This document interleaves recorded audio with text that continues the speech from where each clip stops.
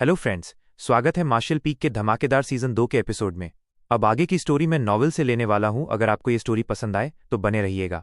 यांग काई की जर्नी में अब क्या ट्विस्ट आएंगे, ये सब जानने के लिए बने रहो मार्शल पीक सीजन 2 में। सेपरेशन एंड रियूनियन बाउंड्री और ट्रू एलिमेंट बाउंड्री के बीच भले सिर्फ एक फर्क हो, लेकिन असल में बहुत बड़ा अंतर था। पहले वाले युआन क्यूई इस्तेमाल करते थे, जबकि बाद वाले ट्रू क्यूई कल्टीवेट करते थे।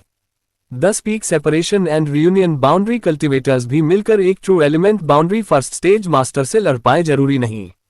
युआन क्यूई को ट्रू क्यूई में बदलते ही ताकत में गुणात्मक उछाल आ जाता था। अगर आज से पहले किसी ने इन इमोर्टल एसेंशियल बाउंड्री मास्टर्स को कहा होता कि peak separation and reunion boundary वाला true element boundary first stage cultivator से बराबरी पर लड़ सकता है, तो सब हंस पड़ते। लेकिन अब यह नजारा उनकी आंखों के सामने हो रहा था। कोई हंसने की हिम्मत नहीं कर रहा था, लेकिन यहीं तक होना चाहिए। इन इमोर्टल एसेंशियल बाउंड्री मास्टर्स की नजरें काफी तेज थीं। वे साफ देख रहे थे कि यांग काई पूरी ताकत लगा रहा था, लेकिन बाई युनफैंग अभी भी कुछ ताकत बचा रखा था। दोनों के बीच फर्क अभी भी था। मैदान पर बाई युनफैंग का चेहरा गंभीर था, लेकिन जल्दी ही उसने ठंडी हंसी हंसी, छोटे हरामी, तेरे में घमंड करने की पूंजी तो है। इस युवा मास्टर को तू पसंद आ गया और आखिरी मौका देता हूं, मेरे साथ बाय परिवार चल। पहले की सारी नाराजगी माफ, लेकिन मना किया तो मुझे निर्दयी होने का दोष मत देना। यांग काई उदास रहा, क्रूरता से जवाब दिया, दिलचस्पी नहीं। टोस्ट न पी तो नुकसान सहना पड़ेगा, दूसरों को चेताने का दोष मत देना। बाय युनफैंग का सारा धैर्य खत्म हो गया। वो ट्रू एलिमेंट बाउंड्री मास्टर था। सोचा था कि यांग काई को आसानी से कुचलकर सारी मार्शल स्किल्स उगलवा लेगा, लेकिन इतना नुकसान उठाने के बाद इतने लोगों के सामने वह हंसी का पात्र बन गया था। अब उसे सिर्फ गुस्सा था। बस यांग काई को अपनी हथेली तले मारकर इस भयानक गुस्से को शांत करना चाहता था।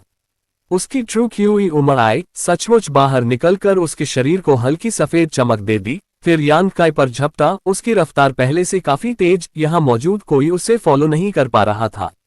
उड़ते हुए उसने फिर हेवन की स्नेह चलाए। अनगिनत ट्रू क्यूई के धागे इकट्ठे होकर बड़ा जाल बन गए, यांग काई को पूरी तरह घेर लिया। दोनों की कल्टीवेशन में बहुत फर्क था, और बाय युनफैंग की मूवमेंट स्किल भी कमाल की थी। इस लड़ाई में यांग काई की मूवमेंट स्किल बिल्कुल साथ नहीं दे पा रही थी। जाहिर था, उसे समझ आ गया कि ऐसे में बचना मुमकिन नहीं, सिर्फ आगे बढ़कर सामना करना था।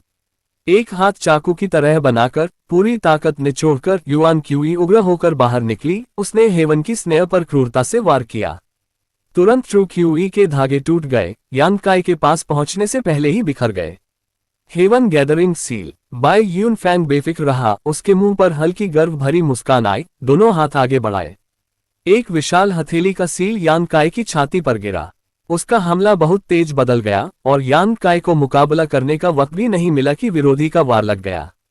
उसका शरीर उड़ गया, हवा में मुंह से खून की धार निकली, किसी तरह सीधा उतरा। उसका चेहरा सफेद पड़ गया। भीड़ जोर से चिल्ला उठी। यांग काई को घूरते हुए उनके चेहरों पर हैरानी छा गई। किसी को यकीन नहीं हो रहा था कि वह ऐसे हमले को सह गया। बाय परिवार की heaven gathering seal mid heaven grade rank martial skill थी, जिसकी मारक ताकत कमाल की थी। इस बच्चे का कद इतना पतला और कमजोर लगता था, लेकिन सीधा वार खाकर भी खड़ा रहा। लड़ने की ताकत बाकी थी। वे हैरान न होते तो क्या होते। इस वक्त बाय युनफैंग ने सब दांव पर लगा दिया। यांग काई को सांस लेने की मोहलत नहीं दी। उसकी आकृति हवा जैसे चमकी, आगे बढ़ा। यांग काई ने बेतहाशा मुकाबला किया, लेकिन वह पूरी तरह कमजोर पड़ गया, फिर कई 10 फीट उड़ गया। हैरानी की बात, बाय युनफैंग ने भी दर्द से चीख मारी, जल्दी पीछे हटा। उसकी छाती से जोरदार धड़ाका हुआ। वह खुद को रोक नहीं पाया और मुंह से खून उगल दिया। उसके चारों तरफ की सफेद ट्रू क्यूई की आभा जोर से हिली और धुंधली हो गई, लगभग खत्म होने को। बाय युनफैंग का चेहरा क्रूर हो गया, उसकी नजर नफरत से भरी। छोटे हरामी, आज तेरी मौत है। उसकी लांती मिस्टीरियस ग्रेड मार्शल स्किल की परवाह किसे थी। इतने लोगों के सामने इतना बड़ा नुकसान उठाने के बाद उसे सिर्फ हत्या का गुस्सा था। अभी बस यांग काई को अपनी हथेली तले मारना चाहता था, ताकि यह भयानक गुस्सा शांत हो। भाई बाय, 2 बार सोचो। डोन किंग हान चिल्लाया, अभी हम किसी और की जगह पर हैं। मुझे कोई फर्क नहीं पड़ता। बाय युनफैंग ने मुस्कुराकर कहा। डोन किंग हान को पूरी तरह नजरअंदाज किया, जैसे उसने मुट्ठी कसी। अचानक अस्थिर और हत्यारी हवा उमड़ आए और उसके चारों तरफ इकट्ठी होने लगी, जैसे बाय युनफैंग की ट्रू क्यूई पागलों की तरह उसकी हाथ में घुस रही थी। लगातार धड़क रही थी जैसे उसकी ताकत बढ़ रही थी। Heaven gathering meteor. Dong king Han का चेहरा सफेद पड़ गया, उसे यकीन नहीं हो रहा था कि बाय यूनफैंग ने बाय परिवार की mysterious grade martial skill heaven gathering meteor भी कल्टीवेट कर ली है। यह मार्शल स्किल उसके पहले दिखाए हेवन की स्नेह या हेवन गैदरिंग सील से बिल्कुल तुलना नहीं की जा सकती। ये बाय परिवार की कोर सीक्रेट स्किल्स में गिनी जाती थी। जैसे ही वह यान काय को चेतावनी चिल्लाने वाला था, अचानक उसने तारों की चमक देखी, साथ में बेचैन और उग्र हवा फट पड़ी। उसका दाहिना हाथ कांप रहा था, जैसे गुस्सी ताकत उसके काबू से बाहर होने को थी, जबकि उसके चारों तरफ धुंधली लेकिन चमकदार रात के आसमान की भ्रामक छवि उभरी। Star mark. यान काय को देख रहे सबको इस मार्शल स्किल की भारी ताकत महसूस हो रही थी। उन्हें सुना था कि हेवन केव इनहेरिटेंस में यान काय ने गहरी मार्शल स्किल से छठे ऑर्डर मॉन्स्टर बीस्ट को घायल किया था। अब यह नजारा देखकर उन्हें कैसे न समझ आता कि यह छोटा बच्चा फिर वही दिखा रहा था। युवा मास्टर सावधान। बाय परिवार के 2 इमोर्टल एसेंशियल बाउंड्री मास्टर्स चिल्लाए। डर था कि इस टकराव में बाय यूनफैंग को नुकसान न हो जाए। वे जल्दी यान काय की तरफ बढ़े, इस छोटे हरामी को पहले ही दबाने की कोशिश में, लेकिन एक कदम भी न उठा पाए कि उनके बाएं दाएं कंधों पर 2 बड़े हाथ पड़ गए। तुरंत उनके शरीर अकड़ गए। 2 इमोर्टल एसेंशियल बाउंड्री मास्टर्स उस पल से हिल नहीं पाए। उनकी ट्रू क्यूई घूमना बंद हो गई और उन्हें लगा जैसे उनके कंधों पर ऊंचा पहाड़ दबा हो, उंगली उठाना भी नामुमकिन था। उनके चेहरे सफेद पड़ गए, माथे से पसीना छूट गया, इतना डर गए कि उनकी आत्माएं निकलने को थीं और उनके मजबूत दिल एक पल को रुक गए। भले इन दोनों की कल्टीवेशन सिर्फ इमोर्टल एसेंशियल बाउंड्री चौथी या 5वीं स्टेज की थी। अपनी पीढ़ी में मास्टर्स गिने जाते थे, लेकिन अब दोनों चुपके से दबा दिए गए थे। जाहिर था इस मास्टर की ताकत कितनी गहरी थी। इस छोटे हाई हेवन पवेलियन में ऐसा भयानक व्यक्ति कैसे हो सकता था। ये 2 जूनियर आपस में मुकाबला कर रहे हैं, तो हम बूढ़ों को साइड से देखना चाहिए, बीच में क्यों पड़ना। एक हल्की आवाज उनके कानों में आई। यह आवाज सुनकर दोनों फिर हिल पाए और जल्दी मुड़े तो देखा एक बूढ़ा आराम से खड़ा था, चेहरा रिलैक्स मुस्कुराते हुए उन्हें देख रहा था। ये व्यक्ति, उन्हें पता था, हाई हेवन पवेलियन के कंट्रीब्यूशन हॉल का बूढ़ा। भले वे हाई हेवन पवेलियन में काफी समय से थे और जानते थे कि यह ट्रेजर थोड़ा अनोखा है, लेकिन कभी सोचा नहीं था कि उसकी कल्टीवेशन इतनी भयानक रियल तक पहुंची हो। आप दोनों की क्या राय है? मेंग वुया ने बड़े मुस्कुराते हुए पूछा। आपने जो कहा बहुत जायज है। बाय परिवार के 2 विशेषज्ञों की हिम्मत कैसे पड़ती विरोध करने की। दूसरा पक्ष तो पुराना राक्षस था, उंगलियां चुटकी बजाकर उनकी जान ले सकता था। विरोध मतलब मौत। यह अविश्वसनीय नजारा डोन परिवार और पर्पल फन वैली के इमोर्टल एसेंशियल विशेषज्ञों की आंखों के सामने हुआ। इन चारों को भी पता नहीं था कि मेंग वुया ने ये कैसे किया या कब बाय परिवार के मास्टर्स के पास पहुंचा। सब पलक झपकते हुआ। डोन परिवार के मास्टर्स के लिए भले चौंक गए, लेकिन शांत रहे। उन्हें पता था कि उनका युवा मास्टर और यान काय कजिन है, इसलिए डर नहीं था। पर्पल फन वैली के 2 इमोर्टल एसेंशियल बाउंड्री मास्टर्स ने सतर्कता से मेंग वुया को देखा, बेतहाशा कोशिश की कि उन्हें पता किसी मशहूर मास्टर का चेहरा याद आए, लेकिन मेंग वुया उनमें नहीं था। हाँ, अच्छा, ये लड़ाई अभी देखने लायक है। जब पर्पल फन वैली वाले अभी शक में थे, उनके पास से एक और अजीब आवाज आई। उनके चेहरे तेजी से बदले। दोनों ने साइड मुड़कर देखा, हैरानी से पाया कि एक और बूढ़ा कब उनके पास आ गया था। इस बूढ़े में विद्वान जैसी हवा थी, दाढ़ी बिल्कुल सफेद, बहुत सादा लबादा पहने, चुपचाप उनके पास खड़ा था। एक और मास्टर, वो बस वहां खड़ा था, दाढ़ी सहलाते हुए, चेहरे पर दोस्ताना मुस्कान। इन 2 जूनियर डिसिपल्स को अपनी क्यूई इकट्ठा करते देख रहा था, लेकिन पर्पल फन वैली के 2 विशेषज्ञों को अभी भी पता था कि इस बूढ़े ने अपनी नजर उन पर जमा रखी थी। जरा सी आक्रामकता दिखाई तो दोनों को क्रूरता से काट दिया जाता। इस छोटे हाई हेवन पवेलियन में इतने भयानक बूढ़े राक्षस क्यों थे? सिर्फ इन 2 मास्टर्स से कह सकते थे कि हाई हेवन पवेलियन की ताकत आम पहले दर्जे के बलों से कम नहीं थी। पर्पल फन वैली और बाय परिवार के इमोर्टल एसेंशियल बाउंड्री मास्टर्स सब एक दूसरे को देखते रहे, चेहरों पर हैरानी और निराशा छाई हुई। अगर कोई न देख रहा होता तो वे निराशा और दुख के आंसू बहा देते। एक और 5 आकृतियां पास उतरी। हाई हेवन पवेलियन के 5 एल्डर्स भी आ गए थे। ये 5 इस लड़ाई की वजह से खींचे चले आए थे, पूरी जांच करने को तैयार, लेकिन सफेद दाढ़ी वाले बूढ़े को देखकर उनके चेहरे खुशी से चमक उठे। जल्दी सलाम करके बोले, सेक्ट मास्टर को नमस्ते। ये व्यक्ति सचमुच हाई हेवन पवेलियन का सेक्ट मास्टर था। वह छिपा ड्रैगन जो पूंछ दिखाता था लेकिन चेहरा नहीं। जब ये 3 बल हाई हेवन पवेलियन आए थे, सेक्ट मास्टर ने उनसे मिलना भी गवारा नहीं किया था। इस वजह से ये विशेषज्ञ और कई युवा मास्टर्स जोर जोर से शिकायत करते थे, कहते थे कि हाई हेवन पवेलियन का सेक्ट मास्टर उनके साथ बदतमीजी कर रहा है, लेकिन अब उन्हें उसकी ताकत पता थी, शिकायत करने की हिम्मत कैसे करते। उसकी कल्टीवेशन की ताकत से उसे इन 3 बलों के युवा मास्टर्स और विशेषज्ञों की परवाह करने की जरूरत ही नहीं थी। जब तक उनके बलों के एल्डर्स न आते, उसका न दिखना बिल्कुल नॉर्मल था। फैन हॉन्ग जल्दी होश में आया, दौड़कर बोला, purple fun valley disciple Fan Hong senior को सलाम करता है। सेक्ट मास्टर ने बस मुस्कुराकर सिर हिलाया, एक शब्द नहीं बोला, बस मैदान की तरफ देखा। इस छोटी देर में चाहे यान काई की स्टार मार्क हो या बाई यूनफैन की हेवन गैदरिंग मीटियर, दोनों पूरी तरह इकट्ठी हो चुकी थीं। इन 2 मार्शल स्किल्स में काफी समानताएं थीं, दोनों बेहद मारक थीं, लेकिन दोनों को इकट्ठा करने में थोड़ा वक्त लगता था। सिर्फ कुछ सांसों में दोनों की ताकत पीक पर पहुंच गई। यान काय, बाई यूनफैंग ने गुस्से से चीखकर उसे घूरा। यान काय ने बिना डरे जवाब दिया। जैसे उसके हाथ पर चमक और साफ हुई, वह आगे बढ़ा, ऐसा लगा जैसे पूरा रात का आसमान उसके साथ चल रहा हो। दोनों की भयानक ऊर्जाएं तेजी से नजदीक आई, फिर जोरदार टकराई। ये 2 मिस्टीरियस ग्रेड मार्शल स्किल्स का टकराव था, जिसे देखने के लिए मौजूद इमोर्टल एसेंशियल बाउंड्री मास्टर्स ने भी आंखें चौड़ी कर लीं।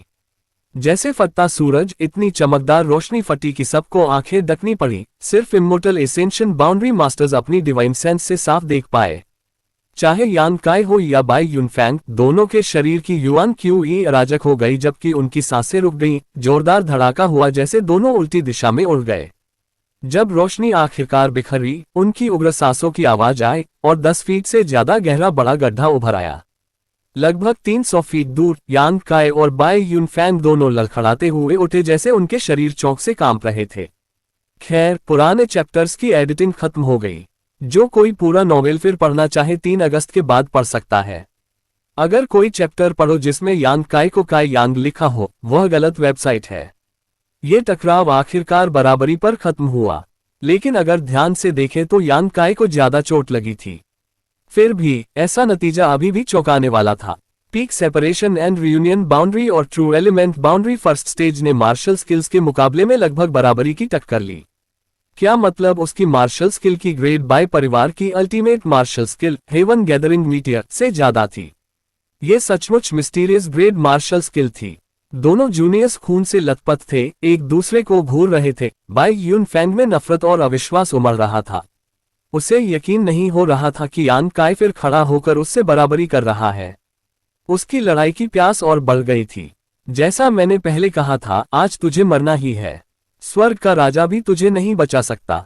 बाई यूनफैंग का चेहरा गुस्से से बिगड़ गया, जैसे वह गरजा।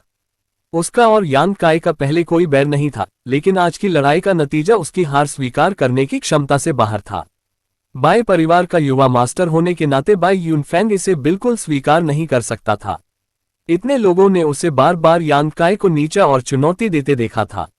अगर वह अपनी एक भी धमकी पूरी न कर पाया, तो क्या वह खुद अपने मुंह पर थप्पड़ नहीं मार रहा था। बाई यूनफैंग ने हाथ फैलाकर एक स्क्रॉल जैसी चीज निकाली और पकड़ ली। ये स्क्रॉल ढेर सारे मॉन्स्टर बीस्ट्स की जीवंत तस्वीरों से ढका था। बाई परिवार का earth grade mid rank artifact 100 beast scroll. डोन किंग हान चौंक कर चिल्लाया। दूसरों को लगा जैसे उसने गलती से नाम चिल्लाया, लेकिन असल में वह यान काय को चेता रहा था। बाई यूनफैंग हंसा, अपनी ट्रू क्यूई इस आर्टिफैक्ट में उड़ेल दी। विभिन्न मॉन्स्टर बीस्ट की तस्वीरें चमकी। स्क्रॉल से बाहर कूदकर बाई परिवार के युवा मास्टर के चारों तरफ पारदर्शी छवियां बन गईं। जैसे मॉन्स्टर बीस्ट्स की छवियां इकट्ठी हुई, वे अचानक यान काय की तरफ चमकी। यान काय को मौत की सजा देने के लिए बाई यूनफैंग के काम अब बेतहाशा कहे जा सकते थे। यह आर्टिफैक्ट उसका सबसे बड़ा ट्रम्प कार्ड था और आखिरी सहारा भी। उसे पूरा यकीन था कि 100 बीस्ट स्क्रॉल निकलते ही यह छोटा हाई हेवन पवेलियन डिसिपल अपनी जान नहीं बचा पाएगा। जितनी ज्यादा छवियां प्रकट होने लगी, मॉन्स्टर बीस्ट्स की अजीब छवियां उतनी ही ठोस और जिंदा लगने लगी, आगे बढ़कर रास्ते में सब कुछ रौंदते हुए। यान काय चीखा, जैसे उसकी आंखों से हत्यारी चमक फूट पड़ी। उसके हाथों में खून लाल तलवार प्रकट हो गई। असुरा स्वॉर्ड एंडेलेसी आइलैंड्स के असुरा सेक्ट का पवित्र आर्टिफैक्ट। असुरा स्वॉर्ड के साथ यान काय की युआन क्यूई और उग्र और आक्रामक हो गई, भयानक स्तर तक पहुंच गई।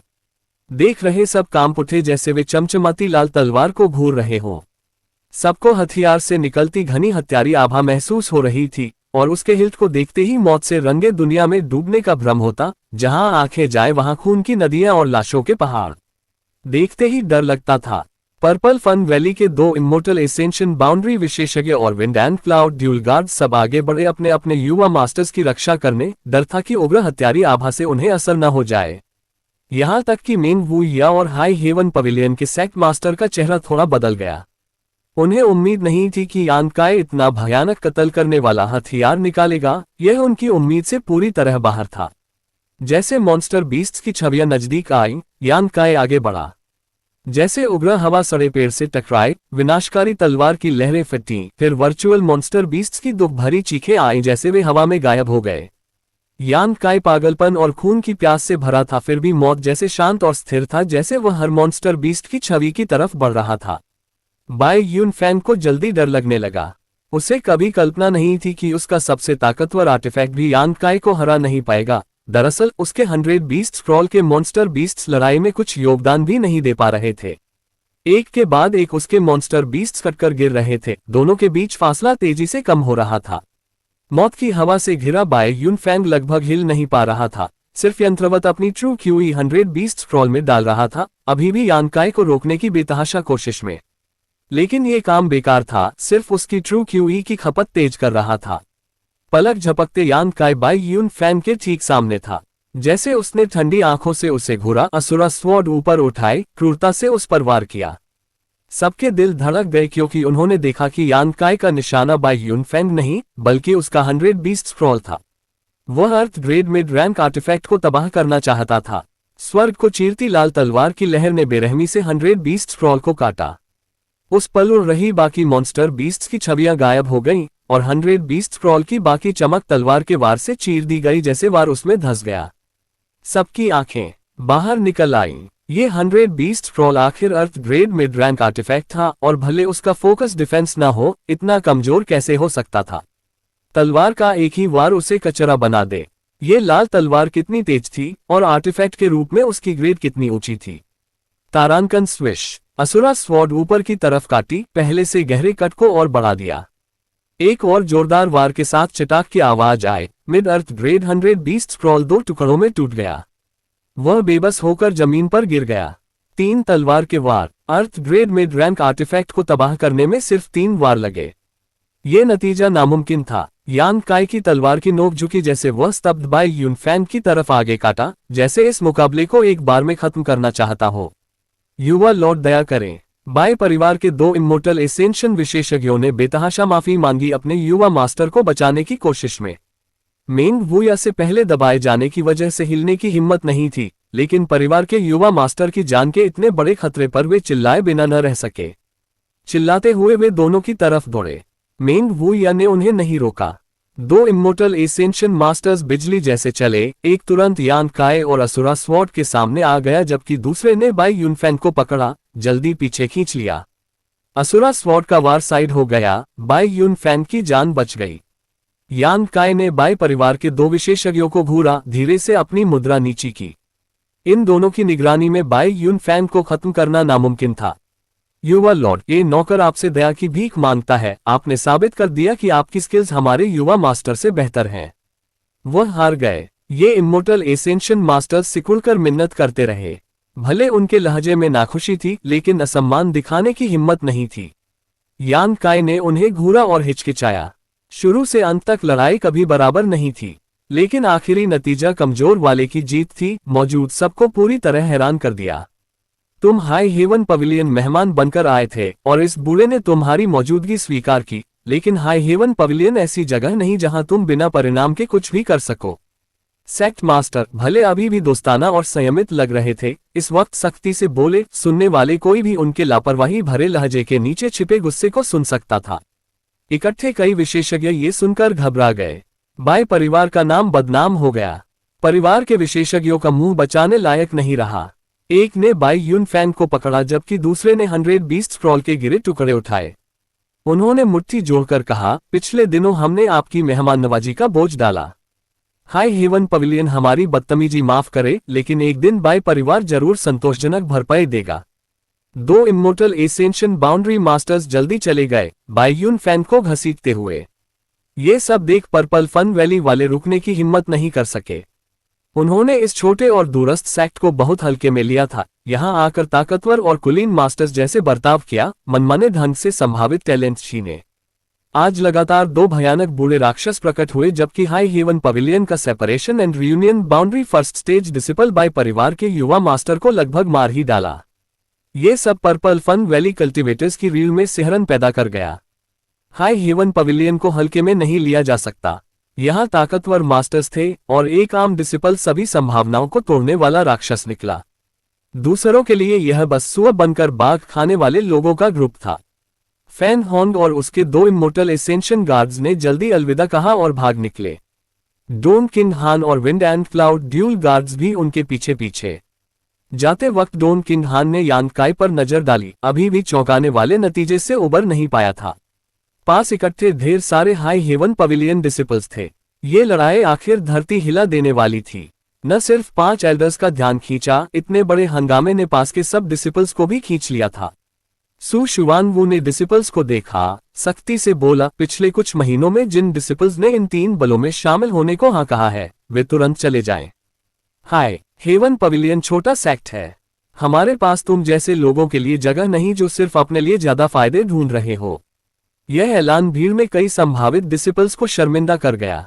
उनमें से कई ने सोचा था कि इन 3 बलों में शरण लेकर बेहतर जगह मिल जाएगी, लेकिन कभी सोचा नहीं था कि उनका अपना सेक्ट इतना प्रतिष्ठित हो सकता है। सबने देखा कि जब उनके सेक्ट मास्टर और ट्रेजरर मेन प्रकट हुए, इमोर्टल एसेंशियन विशेषज्ञ डरे खरगोश बन गए। उनके अच्छे बर्ताव और शिष्टाचार की भावना तुरंत दिखी। उस पल उन डिसिपल्स के दिल अफसोस से भर गए, लेकिन सेकंड एल्डर ने पहले ही उन्हें रिहा कर दिया था। अब बेशर्मी से कैसे रुकते। मैदान पर यान काई ने सांस ली और हाई हेवन पवेलियन के सेक्ट मास्टर की तरफ देखा। वह शक से भरा था, लेकिन थोड़ा राहत भी महसूस कर रहा था। मेंग वू या भी मुस्कुराकर हंसा, जल्दी गायब हो गया। सब तितर बितर हो जाओ, सेक्ट मास्टर ने आदेश दिया। उसने यान काई को देखा, चेहरे पर दयालु और समझ भरी मुस्कान थी। फिर बोला, मेरे साथ चल। 5 एल्डर्स सब हैरान रह गए। उन्हें उम्मीद नहीं थी कि यह लड़ाई सेक्ट मास्टर की यान काई के बारे में राय इतनी बदल देगी। यान काई ने सिर हिलाया। उसके पास भी ढेर सारे सवाल और शक थे जिनके जवाब चाहिए थे। पीछे पीछे चलते हुए यान काई सेक्ट मास्टर के साथ चला गया, सबकी नजरें उन पर। पहले वे उसे तिरस्कार और अवमानना से देखते थे, लेकिन अब सबके चेहरों पर डर और घबराहट थी। दोनों जल्दी एक गहरी एकांत जगह पर पहुंच गए। ये जगह सेक्ट मास्टर की बंद कल्टिवेशन की थी। आमतौर पर 5 एल्डर्स भी यहाँ पैर नहीं रख सकते थे। एक अकेला घर, कुछ अतिरिक्त झोपड़ियां, सादगी की मिसाल, सिर्फ छोटा बगीचा जिसमें ढेर सारे फूल लगे थे, इस सादे नजारे को सजाते थे। सेक्ट मास्टर की रिट्रीट में जरा सी शान और शौकत नहीं थी, साफ और सुंदर जिंदगी की झलक देती थी। यान काई को एक झोपड़ी में ले जाकर सेक्ट मास्टर ने नए कपड़े और पिल्स की बोतल निकाली। पहले खुद को ठीक कर कपड़े बदल, फिर मुझसे मिलने आना। सेक्ट मास्टर थोड़ी देर के लिए चला गया। भले उसके ढेर सारे सवाल थे, यान काई ने सुना, झोपड़ी में बैठकर हीलिंग पिल्स ली। आज की लड़ाई बेहद मुश्किल थी। ट्रू एलिमेंट मास्टर आसान दुश्मन नहीं था और मुकाबले में उसे काफी नुकसान हुआ। अगर उसके ट्रम्प कार्ड स्टार मार्क न होता, यान काई शायद हार जाता। बाय परिवार की हेवन गैदरिंग मीटियर की ताकत कमाल की थी, उसकी अपनी मिस्टीरियस ग्रेड मार्शल स्किल से कम नहीं। आज की लड़ाई जाहिर तौर पर यान काई ने खुद भड़काई थी। भले उसकी जलन ने भूमिका निभाई, लेकिन मुख्य वजह नहीं थी। यान काई संकट की स्थिति का इस्तेमाल करके अपनी कई अटकलों की पुष्टि करना चाहता था। उसके पिता, यान परिवार के चौथे मास्टर ने उसे हाई हेवन पवेलियन क्यों भेजा? इस जगह से उसका क्या रिश्ता था? क्या सिर्फ उनके अपने जीवन अनुभव का समय यहां बिताने की वजह से? यान काई के दिमाग में ढेर सारी संभावनाएं घूमी। अपनी शंकाओं की पुष्टि या राहत के लिए उसने इतना बड़ा हंगामा किया कि खुद सुलझा नहीं पाता, इससे ऊपर वालों में से किसी को बाहर निकालने मजबूर किया। केवल एक चीज जिसकी उसे उम्मीद नहीं थी वह था कि बाहर निकला व्यक्ति असली मुख्य व्यक्ति निकलेगा। यान काई को कभी सोचा नहीं था कि उसे सबसे ज्यादा ध्यान देने वाला हाई हेवन पवेलियन का सेक्ट मास्टर होगा। एक दिन बीत गया। आराम करके साफ सुथरे कपड़े पहने यान काई झोपड़ी से बाहर निकला। आंगन में सेक्ट मास्टर एक बेर के पेड़ के नीचे खड़े थे, एक हाथ पीठ पीछे, दाढ़ी सहलाते हुए बिना हिले दूर क्षितिज की तरफ देख रहे थे। यान काई पास आया, उन्हें डिस्टर्ब नहीं किया, फिर वहां खड़ा हो गया, लापरवाही से चारों तरफ देखते हुए। पेड़ की डालियों पर खिलती कलियां देखीं, जो ठंडी हवा में धीरे धीरे लहरा रही थीं। एक युवा और एक बूढ़ा दोनों चुपचाप एक दिन और एक रात खड़े रहे, जब तक कलियां पूरी तरह खिल नहीं गईं। तभी सेक्ट मास्टर ने उसकी तरफ मुड़कर दयालुता से पूछा, तेरी चोटें कैसी हैं? कुछ गंभीर नहीं? यांग काई मुस्कुराया, मुझे सेक्ट मास्टर कहूं या 11th एल्डर? उसके सामने खड़े हाई हेवन पवेलियन के सेक्ट मास्टर लिंग ताई शू थे और कोइलिंग ड्रैगन स्ट्रीम के पास उस दिन मिले रहस्यमयी 11th एल्डर भी। उस समय यांग काई को हाई हेवन पवेलियन के बारे में ज्यादा पता नहीं था, इसलिए भले वह स्थिति उसे अजीब लगी, लेकिन ज्यादा गहराई में नहीं सोचा। बाद में अपने साथी हाई हेवन पवेलियन डिसिपल्स से ढेर सारी बातें जानकर उसने इस 11th एल्डर की असली पहचान का अंदाजा लगाया था।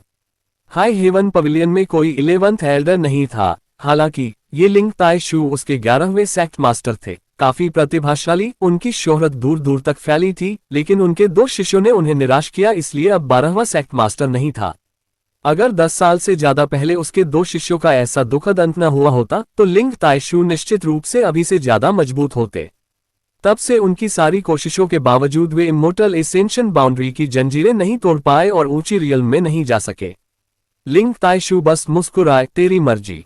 जैसे यांग काई मुंह खोलने वाला था, लिंग ताई शू ने बीच में रोका, मुझे पता है तेरे ढेर सारे सवाल हैं। डिसिपल सेक्ट मास्टर से स्पष्टीकरण मांगता है। यांग काई बोला, समझ गया कि लिंग ताई शू जानते हैं वह क्या पूछना चाहता है, आगे बोलने की जरूरत नहीं। लिंग ताई शू ने सोचा, उनका चेहरा जैसे पुरानी यादों में डूबा हो। अच्छी देर बाद धीरे बोले, उनकी आवाज में उदासी की झलक थी। इस बूढ़े की जिंदगी में सिर्फ 2 शिष्य थे, पहला दयालु और सीधा, दूसरा चालाक और धूर्त। अगर कोई हादसा न होता तो ये 2 हाई हेवन पवेलियन के 2 खंभे बनते, इससे पहले कभी न देखी शान पर ले जाते। लेकिन किस्मत अनिश्चित है, दूसरे बच्चे की सत्ता की लालच बहुत थी और वह जानबूझकर डेविल पाथ पर गिर गया। इस बूढ़े को मजबूरन उसकी जान लेनी पड़ी, क्योंकि वह अब समझाने लायक नहीं रहा था। यांग काई चुपचाप सुनता रहा। उसने ये कहानी पहले सू मुंह से सुनी थी, लेकिन अब सेक्ट मास्टर खुद सुना रहे थे। उसे लगा कि इस कहानी में कोई गहरा मतलब है। बाहर अफवाह है कि सीनियर डिसिपल मारा गया और जूनियर को कोइलिंग ड्रैगन स्ट्रीम में सील कर दिया गया, सही है? यांग काई ने पूछा। लिंग ताई शू हंसे, यह अफवाह आधी सच है। मेरा दूसरा शिष्य सचमुच कोइलिंग ड्रैगन स्ट्रीम में सील है, लेकिन पहला मरा नहीं। लिंग ताई शू ने गर्व से कहा। इस बूढ़े का पहला शिष्य यांग यंग फैन कहलाता था। यांग काई सिहर उठा, उसके चेहरे पर हैरानी की लहर दौड़ी। अच्छी देर बाद उसने धीरे सांस छोड़ी, अपना मूड शांत किया। अचानक सालों से परेशान करने वाले सारे शक साफ हो गए। यांग यंग फैंग, यांग परिवार के चौथे मास्टर का असली नाम था, मतलब यांग काई के पिता ने जीवन अनुभव के दौरान अपना असली नाम बताया था। ये सचमुच अप्रत्याशित था। यांग परिवार के चौथे मास्टर सचमुच बाहर के सालों में हाई हेवन पवेलियन आए थे और लिंग ताई शू के पहले शिष्य भी थे, वह बदनसीब सीनियर ब्रदर जिसके बारे में अफवाह थी कि जूनियर ने मार डाला। कोई आश्चर्य नहीं कि इतने सालों से उसके पिता गंभीर बीमारी से जूझ रहे थे, कल्टीवेशन आगे नहीं बढ़ा पा रहे थे। जरूर जूनियर ब्रदर के डेविल पाथ पर गिरने पर उन्हें गंभीर छिपी चोटें लगी थीं। कोई आश्चर्य नहीं कि उन्होंने यांग काई को खास तौर पर हाई हेवन पवेलियन आने को कहा। सब यहाँ के पुराने रिश्तों की वजह से था। पीढ़ी के हिसाब से तुझे मुझे ग्रैंड मास्टर कहना चाहिए। लिंग ताई शू मुस्कुराए। डिसिपल ग्रैंड मास्टर को नमस्ते। यांग काई ने थोड़ा अनमने ढंग से सलाम किया। लिंग ताई शू ने उसकी आंखों में गहराई से देखा, बिना हिले हल्के से हंसकर बोले, तू मुझे दोष देता है कि मुझे तेरी पहचान पता होने के बावजूद आंखें बंद रखी, तुझे इतनी तकलीफें सहनी पड़ी, सही है? थोड़ा सा, यांग काई ने जवाब दिया। हाई हेवन पवेलियन में पहले 3 सालों में उसे सचमुच तकलीफें सहनी पड़ी थीं। दुनिया ठंडी और अकेली लगती थी, लेकिन उसे सहनी तकलीफों की ज्यादा परवाह नहीं थी, क्योंकि आखिर उसके पास ताकत नहीं थी। अपनी नाकाबिलियत का दोष दूसरों पर कैसे डालता? उसके जन्मजात परेशानियां उसकी खुद की थीं, दूसरों को उनकी जिम्मेदारी क्यों लेनी चाहिए? अगर तू इस बूढ़े को दोष देना चाहता है तो पहले यांग परिवार के चौथे मास्टर को दोष दे। इस बूढ़े को अभी भी उनसे कुछ शिकायतें हैं। लिंग ताई शू ने गुनगुनाया। ये सुनकर यांग काई थोड़ा सिकुड़ गया। वह मूर्ख नहीं था, लिंग ताई शू के शब्दों का मतलब कैसे न समझता। यांग परिवार के डायरेक्ट डिसिपल्स कोयल के बच्चों जैसे थे, जो दूसरों से छीनते और कुछ लौटाते नहीं। यांग के चौथे मास्टर यहाँ थे तो जरूर लिंग ताई शू से ढेर सारी देखभाल मिली होगी, लेकिन 10 साल की सारी मेहनत और समर्पण के बाद उनके प्रयास किसी और के लिए शादी का जोड़ा तैयार करने जैसे थे। अगर उसका दूसरा शिष्य डेविल पाथ पर न गिरता तो लिंग ताइशू को अभी भी कुछ उम्मीद होती, लेकिन पहला शिष्य यांग परिवार का नाशुक्रा भेड़िया निकला, जबकि दूसरा डेविल बन गया। उनकी सारी कोशिशें टोकरी में पानी डालने जैसी हो गईं, पूरी बर्बादी जिसने उनके मार्शल हॉट में गांठ डाल दी, अपनी बोटलनेक तोड़ने में असमर्थ छोड़ दिया। मतलब लिंग ताइशू के मार्शल हॉट की समस्याओं में यांग के चौथे मास्टर की बड़ी जिम्मेदारी थी।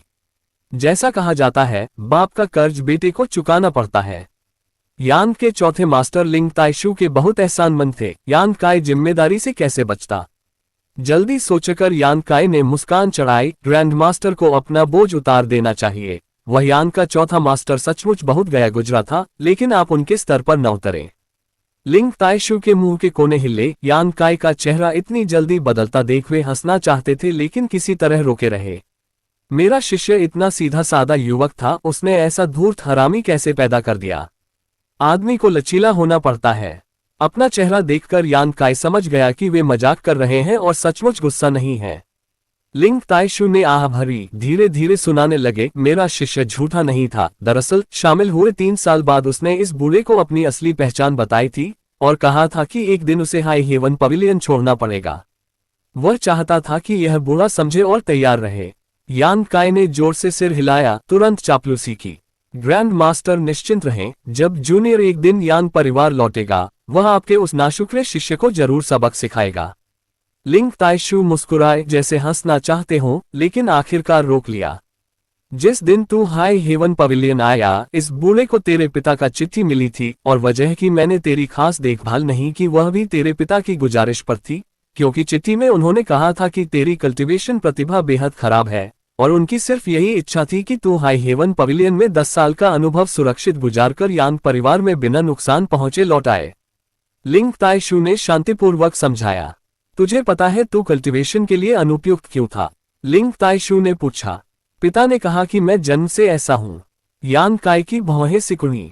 हाँ, क्योंकि वह गंभीर रूप से घायल हो चुके थे और कई सालों तक खुद को ठीक नहीं कर पाए। आखिरकार तू जन्मजात दोष के साथ पैदा हुआ। लिंग ताइशू ने सिर हिलाया जैसे यांग काय को ध्यान से देखते हुए। जन्मजात प्रतिभा बदलना बेहद मुश्किल है, लेकिन अब तू कल्टीवेशन कर पा रहा है। तेरी प्रतिभा भी कमाल की है और ताकत तेजी से बढ़ रही है। इस बूढ़े को नहीं पता तुझे कौन सा गहरा मौका मिला और न पूछेगा। बस मुझसे वादा कर कि भविष्य में अपने माता पिता के अलावा तू इसे किसी से चर्चा नहीं करेगा। यांग काय ने बार बार सिर हिलाया। भले ये पहली बार था कि वह इस बूढ़े ग्रैंड मास्टर से खुले दिल से मिल और बात कर रहा था, यांग काय को अभी भी उनकी सच्ची चिंता और देखभाल महसूस हो रही थी।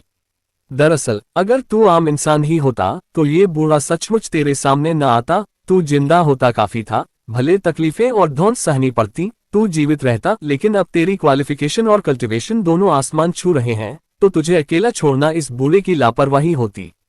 परसों तूने इतना हंगामा किया, वह भी इस बूढ़े को बाहर निकालने के लिए था ना? यांग काय ने जोर से आह भरी। मुझे उम्मीद नहीं थी कि बाहर आने वाले ग्रैंड मास्टर होंगे। मैंने सोचा था कि ज्यादा से ज्यादा 5 एल्डर्स में से किसी का पिता से पुराना रिश्ता होगा। लिंग ताइशू हंसे। ये हैरानी की बात नहीं कि तुझे समझ नहीं आया। तेरे पिता ने तुझे यहाँ पहले तो तेरी सुरक्षा के लिए भेजा, लेकिन साथ ही मेरे मार्शल हॉट की गांठ सुझाने के लिए भी।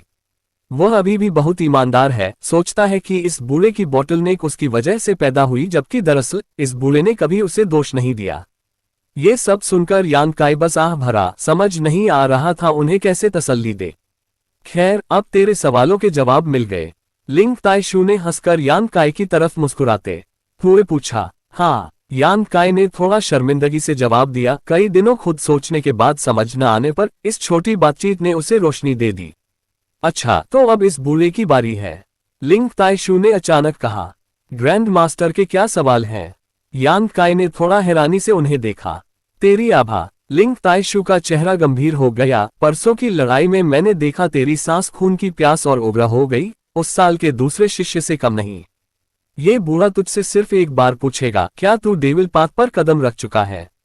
नहीं। यांग काय ने फैसला करके सिर हिलाया। उसे पता था कि गोल्डन स्केलेटन चलाते ही यह अजीब घटना होती है। जल्दी फिर यह गहरी मार्शल स्किल दिखाए। उसकी युआन क्यूई फट पड़ी। यांग काय की cultivation separation and reunion first stage से सीधे peak separation and reunion boundary पर पहुंच गई। उसकी ऊर्जा चारों तरफ घूमी, घनी दुष्ट आभा से भरी। उसकी हत्यारी हवा इतनी घनी हो गई जैसे वह इस दुनिया की सारी जिंदगी मार डालना चाहता हो, सिर्फ एक व्यक्ति छोड़कर। लिंग ताइशू ने यान काई की आंखों में गहराई से देखा, जैसे उसकी आत्मा में सीधे झांकना चाहते हो। अपनी तलवार निकाल, लिंग ताइशू ने आदेश दिया। अचानक यान काई के हाथों में लाल तलवार प्रकट हो गई।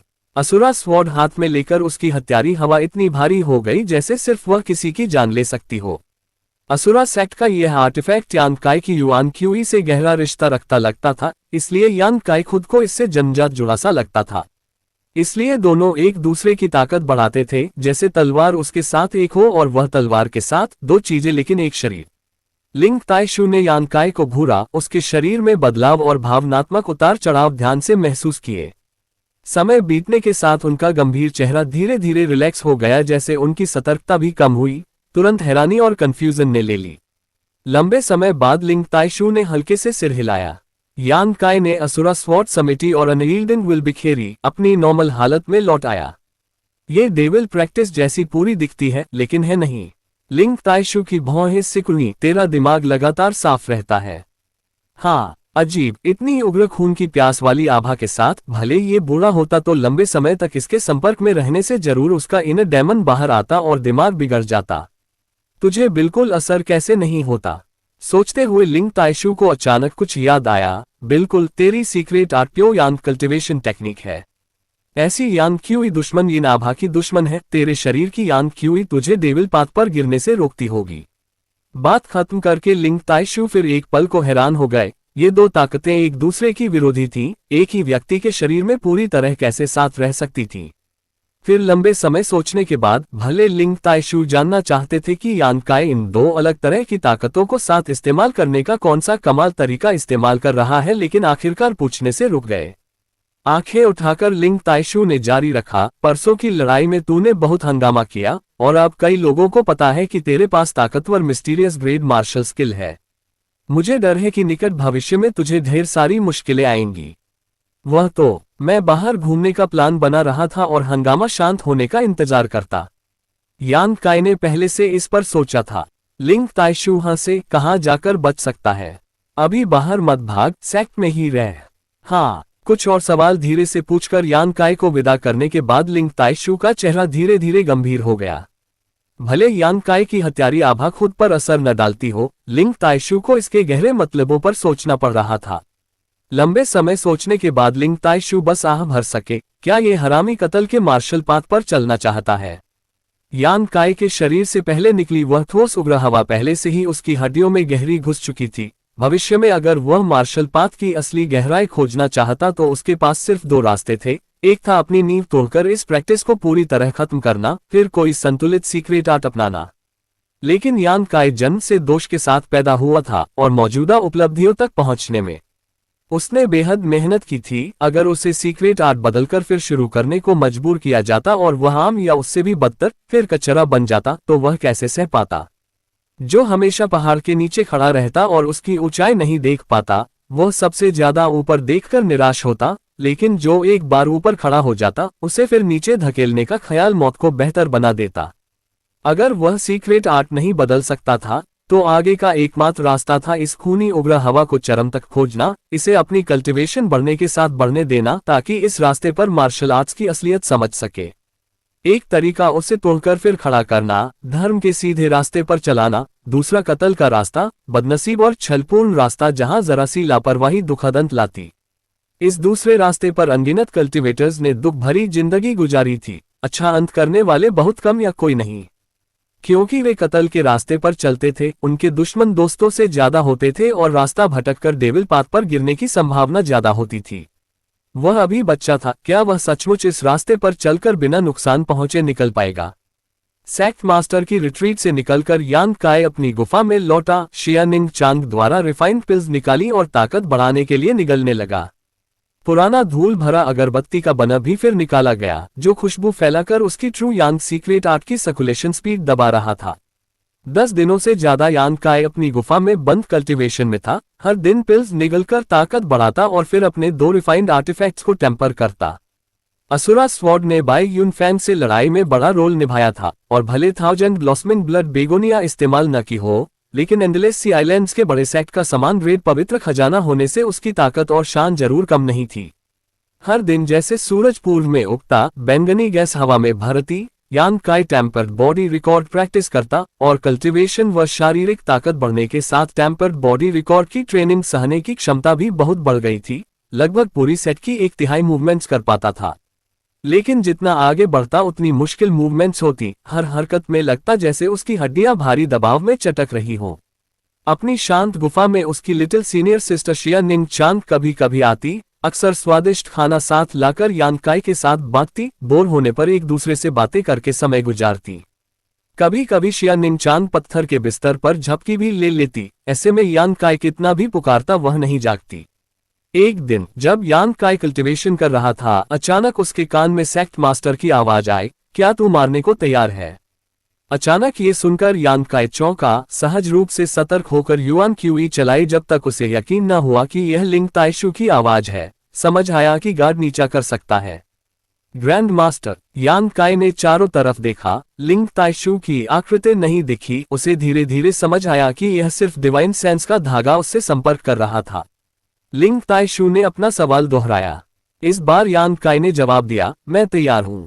किन लोगों को मारना चाहिए?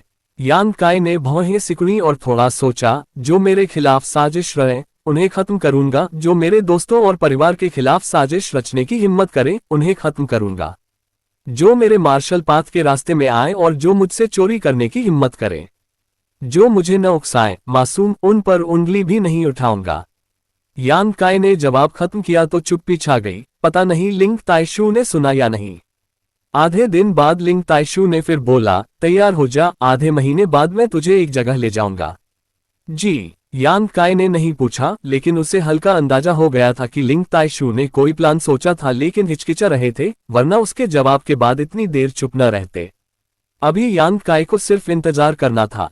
लिंग ताइशु उसके ग्रैंड मास्टर थे और उनकी कल्टीवेशन गहरी थी। अगर वे सचमुच उसे नुकसान पहुंचाना चाहते तो कुछ कर नहीं पाता। आधा महीना न लंबा था न छोटा। यांग काई बस मेहनत से कल्टीवेशन कर सकता था, इसलिए फिर पिल्स निगलने लगा।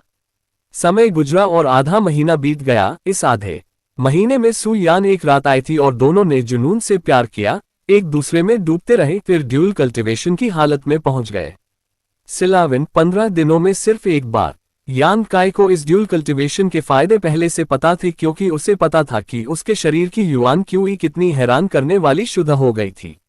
भले वह ट्रू एलिमेंट कल्टीवेटर न बना हो, लेकिन उसकी क्यूई की क्वालिटी आम ट्रू एलिमेंट बाउंड्री मास्टर की ट्रू क्यूई से कम नहीं थी। अगर ऐसा न होता तो उस दिन बाय यून फैन से लड़ते वक्त उसकी पाम नाइफ उसकी हेवन गैदरिंग नेटवर्क नहीं तोड़ पाती। चाहे यांग काई हो या सु यान, दोनों को सहज रूप से यह समझ आ गया था, इसलिए वे मेहनत से ड्यूल कल्टीवेशन करते, और भले सिर्फ कुछ बार किया हो, नतीजे लोगों को डराने लायक थे। इसके अलावा इस आधे महीने में यांग काई ने शिया निंग चांग द्वारा रिफाइंड सारी पिल्स खत्म कर दी। ऊपर से कोइलिंग ड्रैगन स्ट्रीम के पास कल्टीवेशन करके उसने डेंटियन में ढेर सारी यांग लिक्विड जमा कर ली थी। यहां तक कि उसकी cultivation separation and reunion boundary 3rd stage तक पहुंच गई थी। उस शाम यांग काई अपनी गुफा के प्रवेश पर बैठा था, हल्की रात की हवा महसूस कर रहा था। अचानक कपड़ों की सरसराहट की आवाज आए और तुरंत अंदर उड़ गई। ग्रैंड मास्टर यांग काई उठकर सलाम किया, फिर एक और आदमी देखकर पूछा, ट्रेजरा मेंग? हे मेंग वू या खुशी से हंसे, उनका बूढ़ा चेहरा गेंद जैसा सिकुड़ गया। यांग काई की भौहें सिकुड़ी, समझ नहीं आ रहा था कि मेंग वू या इतने खुश क्यों हैं। अचानक मेंग वू या की मुस्कान सख्त हो गई, जैसे उन्होंने यांग काई को घूरा। आंखों से तेज रोशनी निकली, एक हाथ यांग काई के कंधे पर रखा और दूसरा डेंटियन पर, जोर से चिल्लाए, इस बूढ़े के लिए बाहर निकल। लिंग ताइशु हैरानी से मेंग वू या को देखते रहे, समझ नहीं आ रहा था कि वे अचानक यांग काई पर झपट कर दबा क्यों रहे हैं, लेकिन जल्दी उन्हें लगा कि मेंग वू या में हत्यारी नियत नहीं है, इसलिए दखल नहीं दिया। यांग काई चौंका, उसका पूरा शरीर हिल नहीं पा रहा था, वह सिर्फ separation and reunion boundary 3rd stage था। मेंग वू या के सामने बच्चे जैसा बिल्कुल मुकाबला नहीं कर पाता। अचानक उसे बड़ी सक्शन महसूस हुई और यांग काई को ओल्ड डेमन की चीखें सुनाई दी, जैसे वह बेतहाशा तड़प रहा हो। उस दिन पहले ही यांग काई ने ओल्ड डेमन को वापस बुलाया था, लेकिन भले वह उसके शरीर में छिपा हो, मेंग वू या की नजर से बच नहीं पाया। जबकि सेक्ट मास्टर लिंग ताइशु को कुछ गलत का जरा भी संकेत नहीं मिला था। मेंग वुया ने सिर्फ एक पल में सब देख लिया, दोनों की ताकत का फर्क साफ दिख रहा था। मेंग वुया का हाथ पंजा बना, जैसे प्राचीन ड्रैगन बेतहाशा तड़पती काली द्रव्यमान को बाहर खींचा। वह ओल्ड डायमंड की गैस से ढका सोल ब्रेकर अव्वल था। मेंग वुया की हत्यारी नियत महसूस करके ओल्ड डायमंड डर से चीखा। काली गैस उग्र हो गई। भयानक चेहरा बनाकर मेंग वुया की पकड़ से आजाद होने की बेतहाशा कोशिश करने लगा। लिंग ताइशू अचानक सफेद पड़ गए। ट्रेजरा मेंग रुको, वह मेरा आदमी है, यान काय ने जल्दी कहा। डर था कि ओल्ड मैन मेंग मौके पर ही ओल्ड डायमंड को तबाह कर देंगे।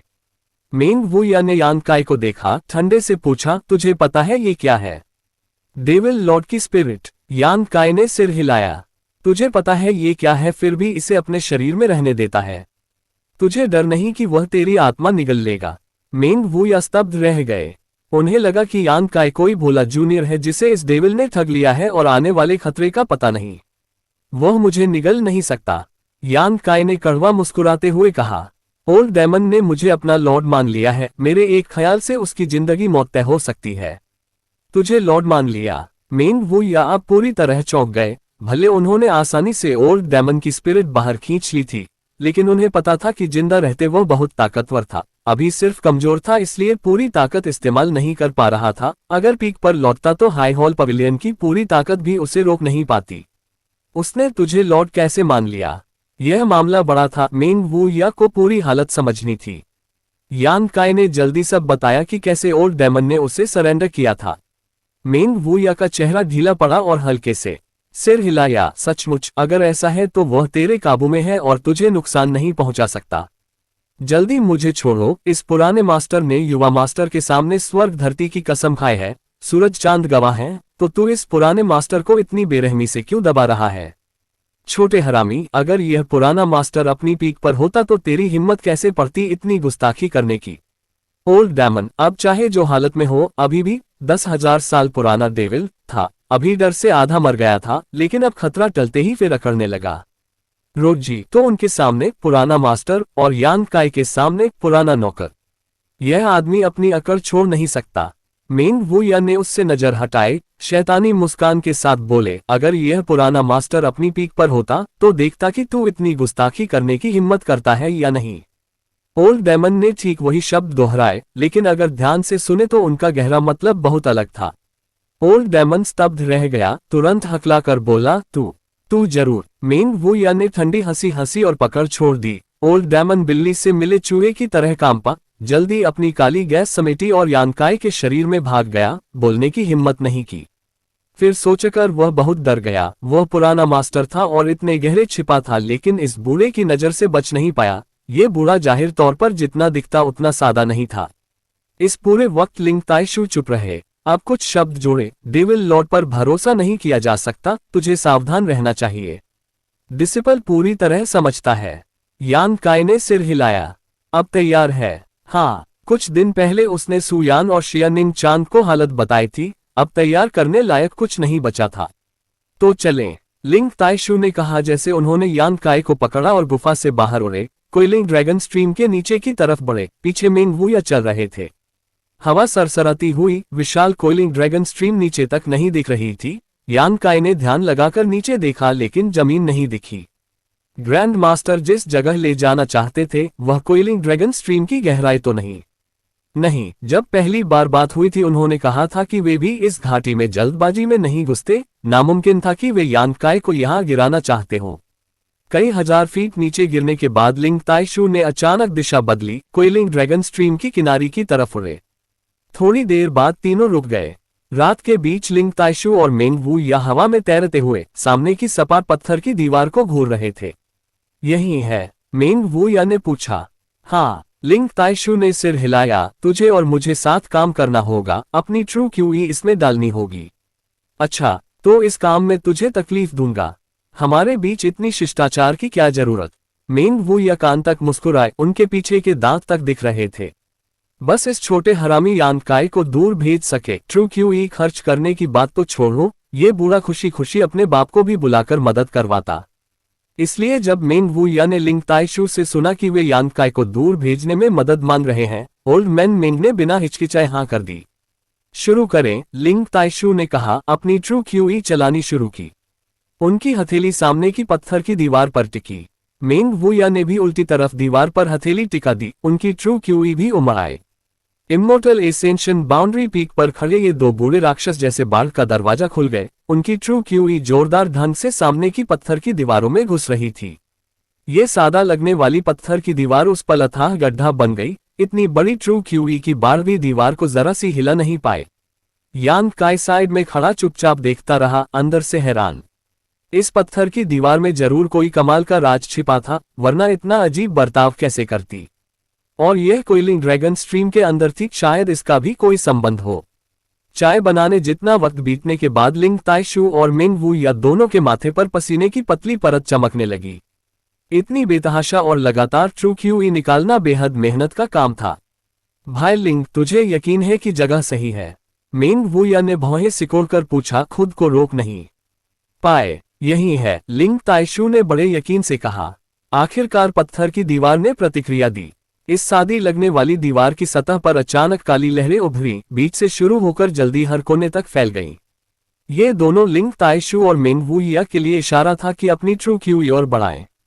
लहरें धीरे धीरे बड़ी और उग्र होती गईं, जैसे शांत झील पर कंकड़ और पत्थर फेंके जा रहे हों।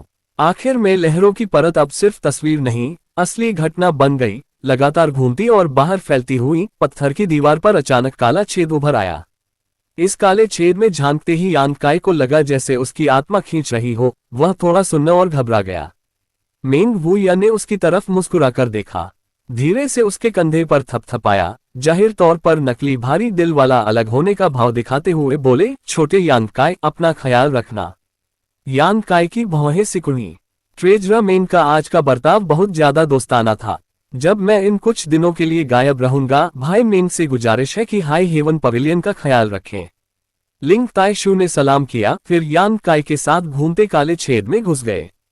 अंदर घुसने से पहले यान काई ने पीछे मुड़कर देखा और मेंग वुया को खुशी से मुस्कुराते और जोर जोर से हाथ हिलाते देखा, शर्मिंदगी भरा। सिलाविन, पता नहीं क्यों मुझे उनके चेहरे पर बड़ी घमंडी मुस्कान दिख रही है। रोजी, यह आदमी कितना बच्चा है। पिता तो वाकई पाखंडी होते हैं। सिलाविन, नोट, वह पिता नहीं है। लिंग ताइशु और यान काई के अंदर गायब होने के बाद पत्थर की दीवार पर काला छेद अचानक गायब हो गया, फिर अपनी पुरानी शक्ल में लौट आया। माथे का पसीना पोंछते हुए मेंग वुया वहीं खड़े रहे, लंबे समय तक इंतजार किया, फिर ऊपर देखकर हंसे। हा हा हा हा हा। उनकी जोरदार हंसी ने आसमान और जमीन हिला दी। हाई हेवन पवेलियन के अनगिनत डिसिपल्स नींद से चौंक गए, डर से कांप उठे। स्वर्ग की मेहरबानी, आखिरकार इस बदबूदार हरामी को दूर भेज दिया। अब मेरी लाडली शिष्या के दिल को परेशान करने वाला कोई नहीं। अच्छा, पता नहीं ये प्लेग कब लौटेगा। 1 साल, शायद 2। जब तक वह गायब है, मेरी लाडली उसे भूल जाएगी। कुछ डिस्टर्ब न होने से वह तेजी से कल्टीवेशन करेगी, शांति से बड़ी होगी। अपनी अच्छी किस्मत का जश्न मनाते हुए मेंग वुया फिर जोर से हंसे। सिलाविन, बोलने को शब्द नहीं, बिल्कुल बोलने को शब्द नहीं। काले छेद में चारों तरफ अराजक माहौल था, लेकिन नजारा सिर्फ 3 सांसों तक चला। आगे देखते ही यान काई को रोशनी की बड़ी लहर दिखी। अचानक वह अपने ग्रैंड मास्टर के साथ अजीब जगह पर पहुंच गया। लिंग ताइशु ने चारों तरफ देखा, फिर क्षितिज की तरफ तेजी से उड़े। थोड़ी देर बाद एक एकांत जगह पर रुके, यान काई को नीचे उतारा और बोले, मेरी रखवाली कर, मुझे थोड़ा रिकवर करने दे। यान काई ने सिर हिलाया, अंदाजा लगा लिया कि इतनी ट्रू क्यूई खर्च करना उसके ग्रैंड मास्टर के लिए भी थोड़ा ज्यादा था। लिंग ताइशु ने रिस्टोरेशन पिल ली और 2 घंटे ध्यान लगाया। रिकवरी खत्म करके यान काई को उठाया और फिर आगे उड़े। यात्रा में साथी के साथ उड़ना अकेले उड़ने से बहुत अलग था। लिंग ताइशु अपनी ट्रू क्यूई से उसे बचाते हुए यान काई को हवा की तेज रगड़ महसूस ही नहीं हुई। Grand master, coiling dragon stream के नीचे वह काला छेद क्या था? यान काई ने जिज्ञासा से पूछा। यह एंसेस्ट्रल फाउंडर ने कई साल पहले छोड़ा था, एक वॉइड कॉरिडोर जो दुनिया की एक जगह को दूसरी से जोड़ता है। इसके जरिए हाई हेवन पवेलियन की उस जगह से आसानी से दूसरी जगह पहुंचा जा सकता है। ये ठीक कैसे काम करता है मुझे नहीं पता। आखिर मेरी ताकत हमारे एंसेस्टर की तुलना में बहुत कम है। हम अभी कितनी दूर आए हैं? यान काई चौंका, उसे कभी कल्पना नहीं थी कि इस दुनिया में वॉइड कॉरिडोर जैसी कमाल की चीज हो सकती है। लगभग 10,000 ली 5,000 किलोमीटर 3,100 मील, लिंग ताइशु ने सादे से कहा। यान काई की सांस रुक गई।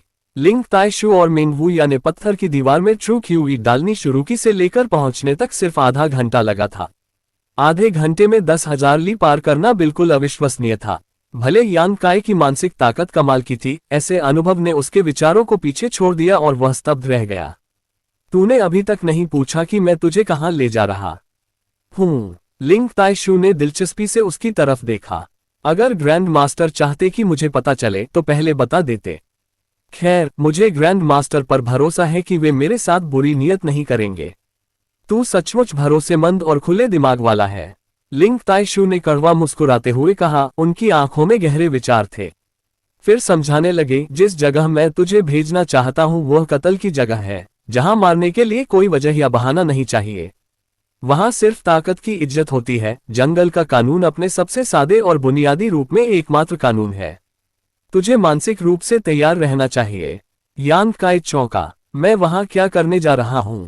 कल्टीवेशन करना, मजबूत बनना और मार्शल पाथ की असली गहराई खोजना।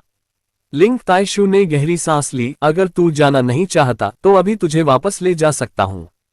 नहीं, बिल्कुल जाऊंगा। यान काई को कल्टीवेशन के लिए मजबूत उत्साह था। ताकत की चाहत हर कल्टीवेटर में होती है। सिर्फ मजबूत होने पर कोई अपमान या ध्वंस नहीं सहनी पड़ती। सिर्फ मजबूत होने पर मार्शल पाथ पर ज्यादा दूर तक जाया जा सकता है और बेहतर जिंदगी हासिल की जा सकती है। तू अभी भी जाना चाहता है, भले वहां हर पल जान का खतरा हो। लिंग ताइशु ने दिलासा भरी मुस्कान दी। बिल्कुल, हा, तू और तेरा बाप सचमुच उल्टे सिरे हो। इस बूढ़े ने तेरा बाप से भी यही सवाल पूछा था। अंदाजा लगा उसका जवाब क्या था। यान काई ने थोड़ा सोचा, फिर यांग यंग फैन की सीधी सादी शक्ल, बर्ताव और लहजे की नकल करके गुनगुनाया, मैं मारना नहीं चाहता, मैं नहीं जाऊंगा। लिंग ताइशु को यान काई के अचानक बोले शब्द समझने में आधा पल लगा और तुरंत वे और जोर से हंसने लगे। तेरी नकल अच्छी है। कहा जाता है कि बाप अपने बेटे को सबसे अच्छे से जानता है, लगता है उल्टा भी सच है। मारने को राजी न होना आखिर खुद को ही नुकसान पहुंचाता है। तुम यांग परिवार वाले भावुक नहीं होते। हर एक भेड़िया या बाघ जैसा बर्ताव करता है। अगर वह मजबूत नहीं बनता तो यांग परिवार लौटने पर सिर्फ कुचला जाएगा। इस छोटे यांग काई के चारों तरफ खून और हिंसा की हवा है। अगर उसके पास खुद और अपने प्यारों की रक्षा करने की ताकत नहीं होगी तो वह ध्वंस सहने से बच नहीं पाएगा। जब वह भविष्य आएगा और वह डेविल पाथ पर गिरेगा तो वह दुनिया का दुश्मन बन जाएगा। अरे शिष्य, मत कहना कि यह बूढ़ा निर्दयी और बेरहम है कि तुझे बता नहीं रहा कि मैं उसे यहाँ ले जा रहा हूँ। सब तेरे स्वभाव की वजह से है कि यह बूढ़ा डरता है कि तू मान नहीं जाएगा। ग्रैंड मास्टर, आखिर हम कहाँ जा रहे हैं? यान काई ने मुस्कुरा कर पूछा। हम नहीं, सिर्फ तू। ये बूढ़ा सिर्फ तुझे वहां पहुंचाने का जिम्मेदार है। तुझे इस जगह का नाम जरूर पता होगा, नीदर माउंटेन। यान काई की मुस्कान अचानक टूट गई, जैसे उसके चेहरे पर अविश्वास छा गया। लंबे समय हिचकिचाने के बाद उसने और पता करने का फैसला किया। ग्रैंड मास्टर, जब आप नीदर माउंटेन कहते हैं तो जरूर वह नीदर माउंटेन नहीं जिसके बारे में। बिल्कुल वही। यान काई का चेहरा और कड़वा हो गया। नीदर माउंटेन एक भयानक और बदनाम फॉरबिडन जोन का नाम था और कल्टीवेटर्स के लिए मशहूर फॉरबिडन जोन। कई लोग इस फॉरबिडन जोन में गए लेकिन कोई जिंदा लौटा नहीं। बिल्कुल, ये दुनिया में फैली सबसे बड़ा चढ़ाकर कही गई अफवाह थी और नीदर माउंटेन की हकीकत में मौत तय नहीं थी, लेकिन यह इनकार नहीं किया जा सकता कि उस भयानक जगह में घुसना सचमुच आत्महत्या जैसा था। हाई हेवन पवेलियन के पास ब्लैक विंड माउंटेन्स की तुलना में खतरे की डिग्री दर्जनों गुना ज्यादा थी। ब्लैक विंड माउंटेन्स में औसत ट्रू एलिमेंट बाउंड्री वॉरियर बिना रुकावट घूम सकता था, जब तक उसकी किस्मत बेहद खराब ना हो और कोई खास क्रूर मॉन्स्टर बीस्ट ना मिल जाए। लेकिन नीदर माउंटेन में इमोर्टल एसेंशियन मास्टर को भी अपनी जान बचाना मुश्किल होता। दोनों जगहों के खतरे के फर्क को देखकर दर्द महसूस होता था। इतना खतरनाक होने की वजह से इसे फॉरबिडन जोन का लेबल मिला था और पूरे ग्रेट हान डायनेस्टी में एकमात्र ऐसा फॉरबिडन जोन था। दुनिया के बाकी हिस्सों में नीदर माउंटेन जैसे कई और फॉरबिडन जोन थे। यान काई ने सुना था कि ग्रेट हान डायनेस्टी के पास तांग लियांग डायनेस्टी में एक फॉरबिडन जोन है जिसे एबेंडेंड अर्थ कहते हैं, जो नीदर माउंटेन जैसे जानलेवा खतरों से भरा है, शायद उससे भी ज्यादा। फॉरबिडन जोन अजीब मॉन्स्टर बीस्ट से भरे होते हैं जबकि जंगल कई अनजाने खतरे छिपाते हैं। लापरवाही से अंदर घुसना बस मौत को बुलाना है।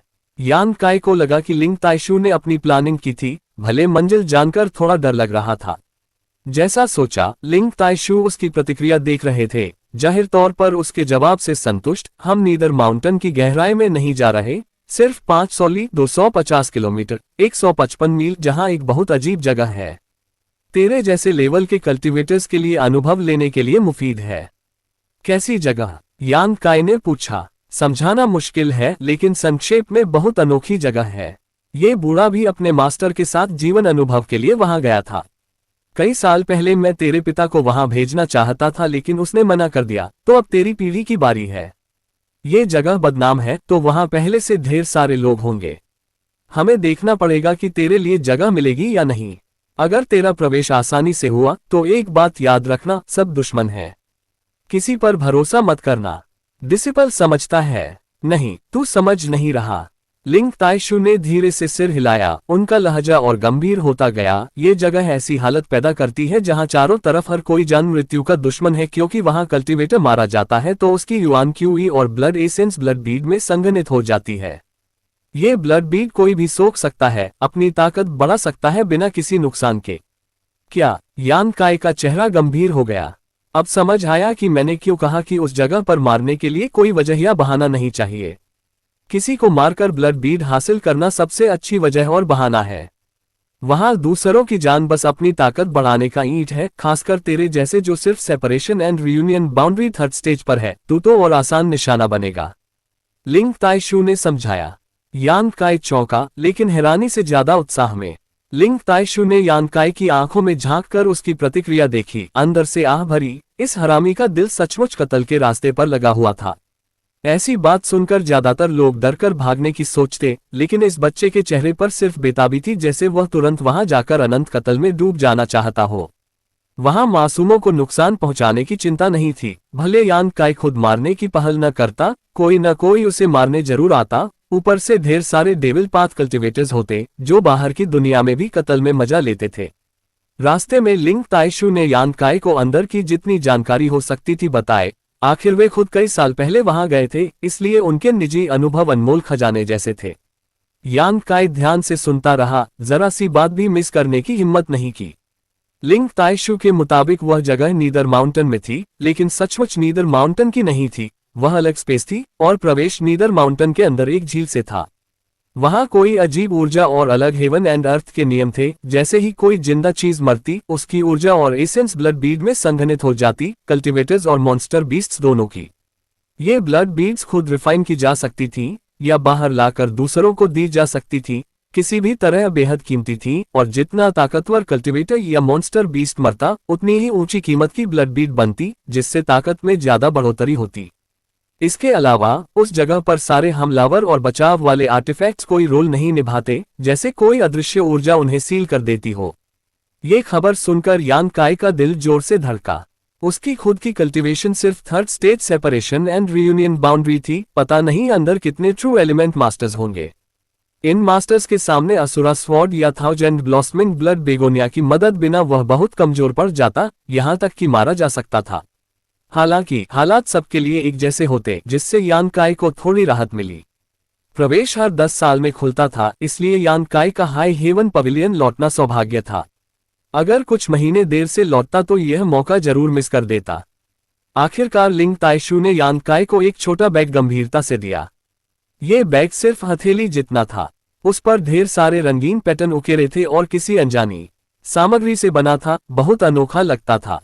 यह क्या है? यान काय ने हैरानी से पूछा। मैं इसे यूनिवर्सल बैग कहता हूँ। इसके छोटे साइज से धोखा मत खा, अंदर बहुत बड़ा स्पेस है, जो भी सामान रखना चाहे आसानी से रख सकता है। यान काय फिर चौंका। लिंग ताइशू को घूरते हुए उसे कल्पना नहीं थी कि लिंग ताइशू के पास अलग स्पेस में सामान रखने वाला लेजेंडरी आर्टिफैक्ट होगा। ये सारी चीजें हमारे एंसेस्ट्रल फाउंडर ने छोड़ी थीं। मुझे डर है कि पूरे ग्रेट हान डायनेस्टी में यह एकमात्र है। 8 महान परिवारों के पास भी ऐसा खजाना नहीं है। लिंग ताइशू ने गंभीरता से कहा। ओह नहीं, गलत है। मिंग वुया के पास भी शायद एक हो, लेकिन वह बूढ़ा सारे खजाने इसमें रखता है और किसी को नहीं दिखाता सिवाय अपनी लाडली शिष्या के। सचमुच बहुत कंजूस है। मेरे पास तेरे लिए कुछ पिल्स भी हैं, इन्हें सुरक्षित रख, लिंग ताइशू ने गंभीरता से कहा। अच्छा, ग्रैंड मास्टर का शुक्रिया। लौटकर जरूर यह यूनिवर्सल बैग आपको वापस कर दूंगा। यान काय ने इस छोटे बैग को मजबूती से पकड़ा, फिर सावधानी से समेट लिया। ये चीज सचमुच अनमोल आर्टिफैक्ट थी। इस दुनिया में सामान रखने वाला आर्टिफैक्ट सिर्फ अफवाह थी जो कभी प्रकट नहीं हुई और कभी देखी नहीं गई। हालांकि यान काय के शरीर में वर्डलेस ब्लैक बुक थी जो विशाल सोल स्टोन से बनी थी। वह भी ढेर सारी चीजें रखने वाला आर्टिफैक्ट था और उसकी ग्रेड इस यूनिवर्सल बैग से जरूर ज्यादा ऊंची थी। अफसोस, भले वह यान काय के पास हो, उसे इस्तेमाल करना नहीं आता था, जिससे उसे काफी दुख होता था। एक दिन उड़ते हुए वे एक भयानक शांति वाली जगह पर पहुंचे। लिंग ताइशु और यान काय को जो दिखा वह अनंत फैली भयानक पहाड़ी थी। नीदर माउंटेन, ग्रेट हान का एकमात्र फॉरबिडन जोन। चारों तरफ उदास और धमकी भरी हवा थी। ऐसा लगता था जैसे कोई प्राचीन जमीन जहां किसी पल प्राइमोर्डियल ड्रैगन बाहर निकल आए, रीढ़ में सिहरन पैदा कर देती थी। यहां पहुंचते ही अंदर घुसने से पहले बाएं दाएं से 2 टीमें आईं। बाएं से 6 लोग आए और यान काय की हैरानी की सब औरतें थीं। 6 की अगुवाई एक बूढ़ी औरत कर रही थी और एक सुंदर युवती, बाकी 4 युवा लड़कियां लग रही थीं। इन 4 लड़कियों के हाथ पैरों पर छोटी घंटियां थीं, इसलिए जैसे वे नजदीक आईं, कड़क और सुरीली झनकार सुनाई दी, जैसे साफ पहाड़ी झरने की आवाज, कान को ताजगी देने वाली।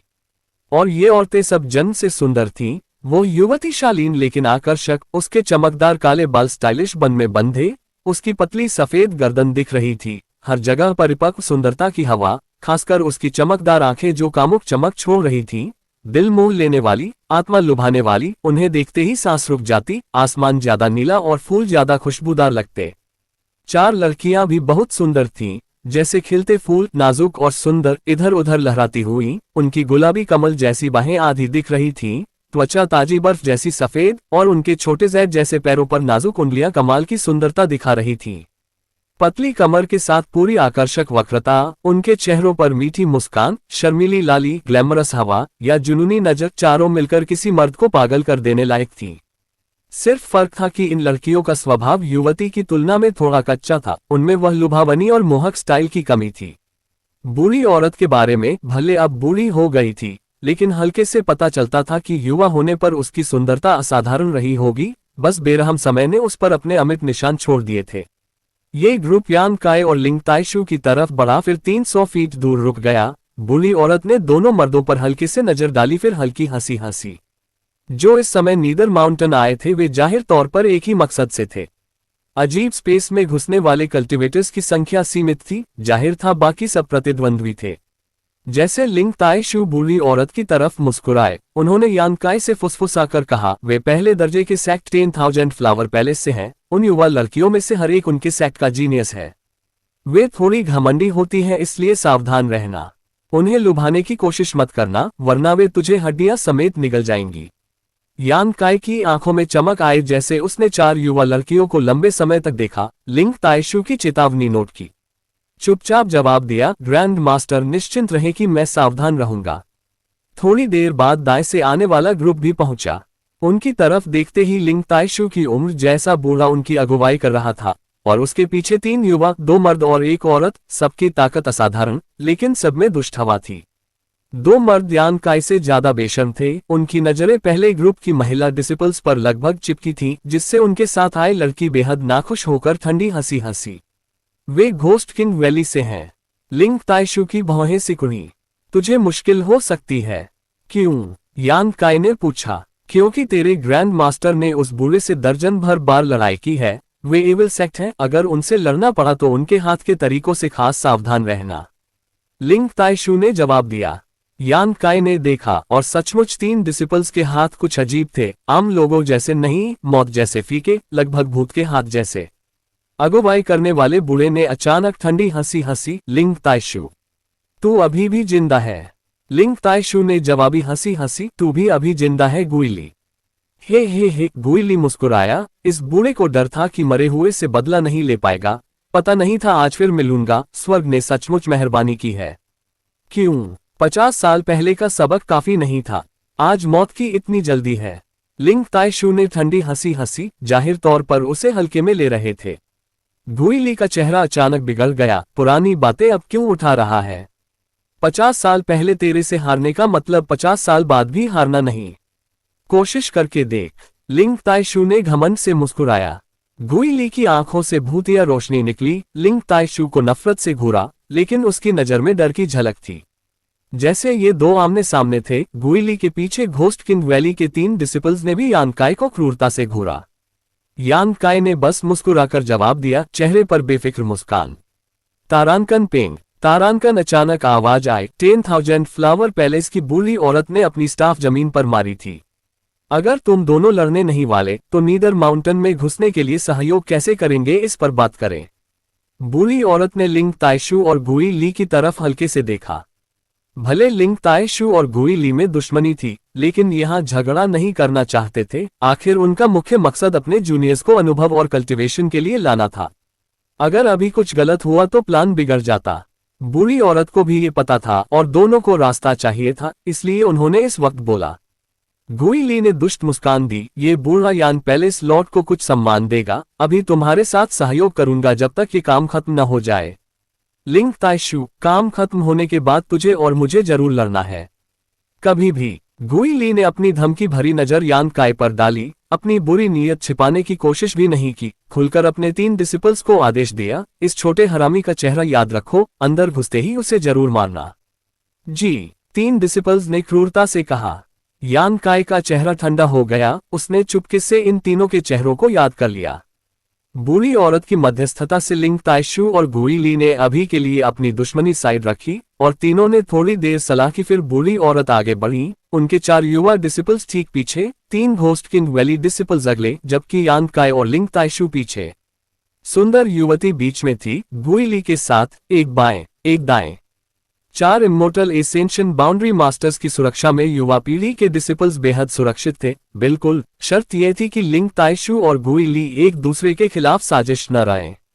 लिंग ताइशू जाहिर तौर पर इतने निर्दयी नहीं थे, लेकिन गुई ली के बारे में ऐसा नहीं कहा जा सकता था। इसी चिंता की वजह से बूढ़ी औरत ने लिंग ताइशू को पीछेगार बनाया, ताकि गुई ली पीठ में छुरा न घोंप सके।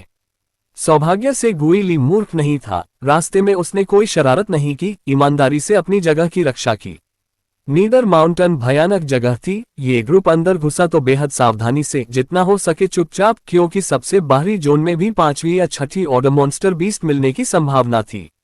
यहाँ तक कि 10,000 फ्लावर पैलेस की औरतों ने अपनी कलाई और टखनों की घंटियों पर कोई अनजाना तरीका इस्तेमाल किया था ताकि वे जरा सी आवाज न करें। उन्हें चुपचाप चलने दिया।